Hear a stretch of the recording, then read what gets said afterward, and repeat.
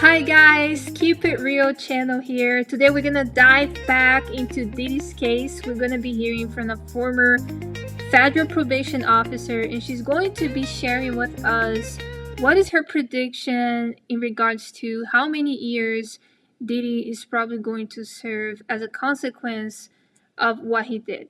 So let's go ahead and hear her out.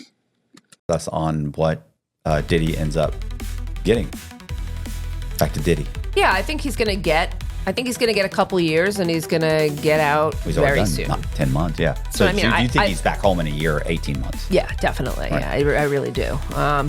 Do I think that's justice? No, not exactly. But do I understand why the jury came to the conclusion? Yeah, I mean, that's just a fact. He had the lawyers that he had, and they created the doubt that they could. And I do think some of the charges maybe were just a bridge too far for them. So, yeah, you know, the most you can hope for at this point is that he learned maybe some type of lesson.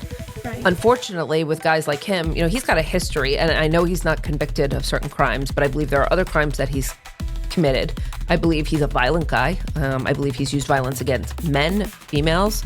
I do think he's committed sexual assaults. I think you get more emboldened the more power you have, the less control that people have over you. But getting away with it just keeps reinforcing that you can do whatever you want. So some people might say, well, he's barely going to get a sentence. So isn't he going to learn that he can get away with it again? Other people might say, well, no, I mean, he's in the MDC. It's a pretty bad place. He's going to do real time. The entire world has exposed him. There are probably going to be other crimes at some point that he's charged with in a different way. So maybe that's the deterrent that he needs. The thing that we can just all agree on and hope for is that when he gets out, he doesn't do anything wrong. Like he just... Yeah, hopefully this scares the absolute terrifies him. Hopefully this is the deterrent, the scare that he needed. So basically she's saying, hey, he's only gonna get a couple years. He's not gonna get as many years as people think he should serve as a consequence of his actions. And the reason why is because he got a really good defense team on his side. He had the power and money to pay for a really good defense team. And the reason why his defense team was so successful with his case is because they used a bad fact strategy. So what happened was there was this video of Diddy being physically abusive towards Cassie. And it's very obvious in the video that he is being abusive. In that video, you can see Cassie is trying to leave a hotel room, which she reported she was trying to leave a freak-off session. And when she tried to leave, Diddy came out of the room and tried to grab her back in the room. And as he was trying to drag her back, he was kicking her with his foot. So he did all of those things, and all of those things were caught in this video. This video was pushed and was used against Diddy in the case. And his defense team was like, hey, this video is very obvious. It's very obvious that Diddy is being abusive towards Cassie. So because it's very obvious, let's take accountability for this. Let's say, hey, yes, Diddy is abusive. Yes, Diddy was violent towards Cassie. Yes, we take accountability for this action. And as a defense team, if this was a domestic abuse case, we would not be sitting here today, because that would mean that Diddy is actually at fault, that Diddy is actually guilty if it was a domestic abuse case. But since it's not, let's move on from this evidence, or let's move on from this case. That's basically what his defense team used to win the case. Now, do I think that Cassie is a complete angel, complete naive, and didn't know what she was doing? No, I don't think so.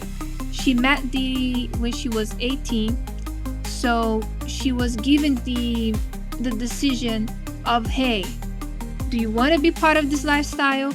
Do you want to be part of these freak-offs? If so, join me. She had that decision at that time. She could have said yes and she could have said no, but she said yes. And she made this decision when she was 18 years old. At 18, you're able to make basic decisions. So in her case, she at 18 years of age, she probably knew, hey, being in a relationship with Diddy can probably give me a lot of benefits, right? Because he's a very influential man, he's a very powerful man. But at the same time, if I agree to this freak off, there's going to be and agree to be recorded as I do all of these freak offs and all of those sexual things. There's going to probably be a consequence to that. There's probably going to be a consequence to this lifestyle. So at 18 years of age, she knew, there's benefits and there is also potential risk or potential consequences of following or going towards this lifestyle. And she chose to go towards this lifestyle. And am I saying Diddy's not at fault? Absolutely not. He is very violent. He's obviously not good towards women, right? He can be violent towards women. And I'm going to show you guys exactly the video that I was talking about. Let me play it here. So this is the video I was talking about of the hotel footage. You can see very clearly that Diddy is kicking Cassie. He's being physically violent towards her. And this is not acceptable. This is not something to be proud of, right? So he's definitely, I'm not negating that he's a violent man. He's definitely a violent man. And these acts are obviously not great. So I wanted to update you guys on this case. Let me know what you think about all of this. Leave your comment down below. Like this video and please subscribe. And I'll see you all next time.